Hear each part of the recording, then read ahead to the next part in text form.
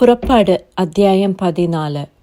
യഹോവ പിന്നെയും മോശയോട് കൽപ്പിച്ചതെന്തെന്നാൽ, നിങ്ങൾ തിരിഞ്ഞ് മിഗ്ദോലിനും കടലിനും മധ്യേ ബാൽസെഫോന് സമീപത്തുള്ള പീഹഹീരോത്തിനരികെ പാളയമിറങ്ങണമെന്ന് ഇസ്രയേൽ മക്കളോട് പറക. അതിൻ്റെ സമീപത്ത് സമുദ്രത്തിനരികെ നിങ്ങൾ പാളയമിറങ്ങണം. എന്നാൽ അവർ ദേശത്ത് ഉഴലുന്നു, മരുഭൂമിയിൽ കുടുങ്ങിയിരിക്കുന്നു എന്ന് ഫറവോൻ ഇസ്രയേൽ മക്കളെക്കുറിച്ച് പറയും. ഫറവോൻ അവരെ പിന്തുടരുവാൻ തക്കവണ്ണം ഞാൻ അവൻ്റെ ഹൃദയം കഠിനമാക്കും. ഞാൻ യഹോവയാകുന്നു എന്ന് മിസ്രയീമ്യർ അറിയേണ്ടതിന് ഫറവോനിലും അവൻ്റെ സകല സൈന്യങ്ങളിലും ഞാൻ എന്നെ തന്നെ മഹത്വപ്പെടുത്തും. അവർ അങ്ങനെ ചെയ്തു. ജനം ഓടിപ്പോയി എന്ന് മിസ്രയീം രാജാവിന് അറിവ് കിട്ടിയപ്പോൾ ജനത്തെ സംബന്ധിച്ച് ഫറവോന്റെയും അവൻ്റെ ഭൃത്യന്മാരുടെയും മനസ്സുമാറി. ഇസ്രായേലിയരെ നമ്മുടെ അടിമവേലിയിൽ നിന്ന് വിട്ടയച്ചു കളഞ്ഞുവല്ലോ, നാം ഈ ചെയ്തതെന്ത് എന്ന് അവർ പറഞ്ഞു. പിന്നെ അവൻ രഥം കെട്ടിച്ച് പടജ്ജനത്തെയും വിശേഷപ്പെട്ട 600 രഥങ്ങളെയും മിസ്രയീമിലെ സകല രഥങ്ങളെയും അവയ്ക്ക് വേണ്ടുന്ന തേരാളികളെയും കൂട്ടി. യഹോവ മിസ്രയീം രാജാവായ ഫറവോന്റെ ഹൃദയം കഠിനമാക്കിയതിനാൽ അവൻ ഇസ്രയേൽ മക്കളെ പിന്തുടർന്നു. എന്നാൽ ഇസ്രയേൽ മക്കൾ യുദ്ധസന്നദ്ധരായി പുറപ്പെട്ടിരുന്നു. ഫറവോന്റെ എല്ലാ കുതിരയും രഥവും കുതിരപ്പടയും സൈന്യവുമായി മിസ്രയീമ്യർ അവരെ പിന്തുടർന്നു. കടൽക്കരയിൽ ബാൽസെഫോന് സമീപത്തുള്ള പീഹഹീരോത്തിന് അരികെ അവർ പാളയമിറങ്ങിയിരിക്കുമ്പോൾ അവരോട് അടുത്തു. ഫറവോൻ അടുത്തു വരുമ്പോൾ ഇസ്രയേൽ മക്കൾ തല ഉയർത്തി മിസ്രയീമ്യർ പിന്നാലെ വരുന്നത് കണ്ട് ഏറ്റവും ഭയപ്പെട്ടു. ഇസ്രയേൽ മക്കൾ യഹോവയോട് നിലവിളിച്ചു. അവർ മോശയോട്, മിസ്രയീമിൽ ശവക്കുഴി ഇല്ലാഞ്ഞിട്ടോ നീ ഞങ്ങളെ മരുഭൂമിയിൽ മരിപ്പാൻ കൂട്ടിക്കൊണ്ടുവന്നത്? നീ ഞങ്ങളെ മിസ്രയീമിൽ നിന്ന് പുറപ്പെടുവിച്ചതിനാൽ ഞങ്ങളോട് ഈ ചെയ്തത് എന്ത്?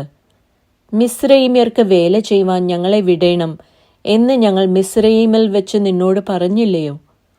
മരുഭൂമിയിൽ മരിക്കുന്നതിനേക്കാൾ മിസ്രയീമ്യർക്ക് വേല ചെയ്യുന്നതായിരുന്നു ഞങ്ങൾക്ക് നല്ലത് എന്ന് പറഞ്ഞു.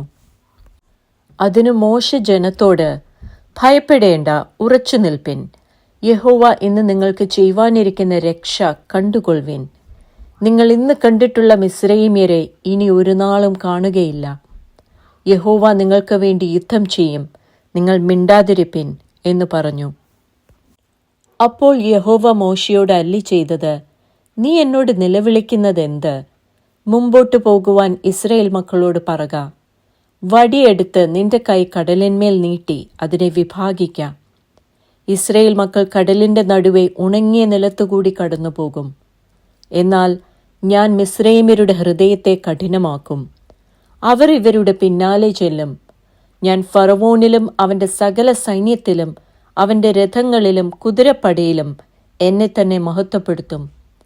ഇങ്ങനെ ഞാൻ ഫറവോനിലും അവന്റെ രഥങ്ങളിലും കുതിരപ്പടയിലും എന്നെ തന്നെ മഹത്വപ്പെടുത്തുമ്പോൾ ഞാൻ യഹോവയാകുന്നു എന്ന് മിസ്രയീമ്യർ അറിയും.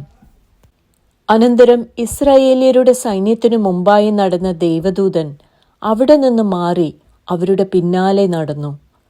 മേഘസ്തംഭവും അവരുടെ മുമ്പിൽ നിന്ന് മാറി പിമ്പിൽ പോയി നിന്നു.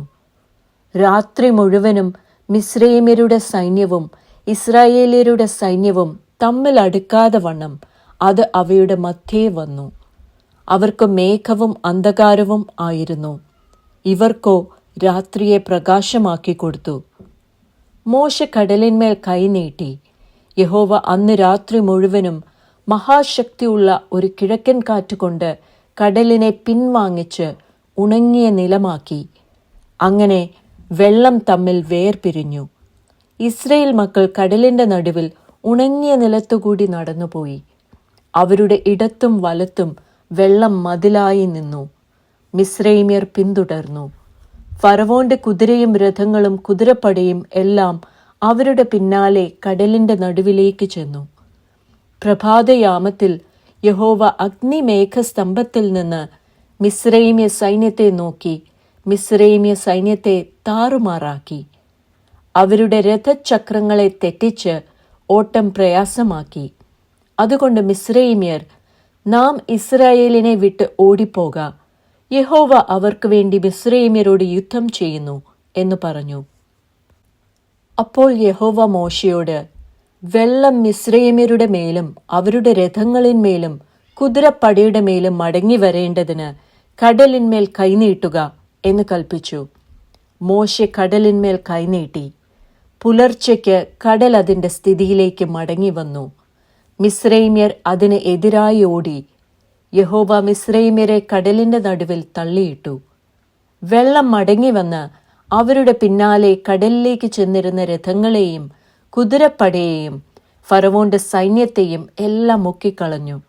അവരിൽ ഒരുത്തൻ പോലും ശേഷിച്ചില്ല. ഇസ്രയേൽ മക്കൾ കടലിന്റെ നടുവെ ഉണങ്ങിയ നിലത്തുകൂടി കടന്നുപോയി. വെള്ളം അവരുടെ ഇടത്തും വലത്തും മതിലായി നിന്നു. ഇങ്ങനെ യഹോവ ആ ദിവസം ഇസ്രയേല്യരെ മിസ്രയീമ്യരുടെ കയ്യിൽ നിന്ന് രക്ഷിച്ചു. മിസ്രയീമ്യർ കടൽക്കരയിൽ ചത്തടിഞ്ഞു കിടക്കുന്നത് ഇസ്രായേല്യർ കാണുകയും ചെയ്തു.